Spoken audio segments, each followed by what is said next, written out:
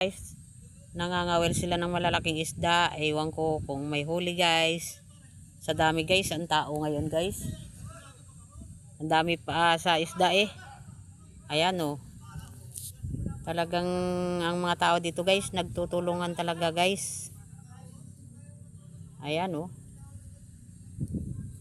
Nagtutulungan talaga sila para pag mayroong huli ay makakatikim din sila ng ulam guys. Ayan. Mukhang ang daming pang-ulam nila guys. Ayan. Ganyan sila dito guys. Para makaulam lang. Hawak-hawak lang sa bangka. Okay na. Ayan. Mayroon pa dong isa o dadating.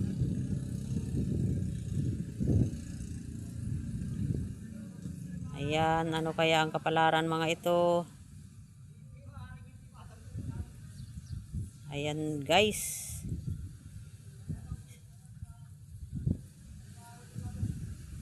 Pang ulam na. Ayos na sa kanila guys. Ayan oh.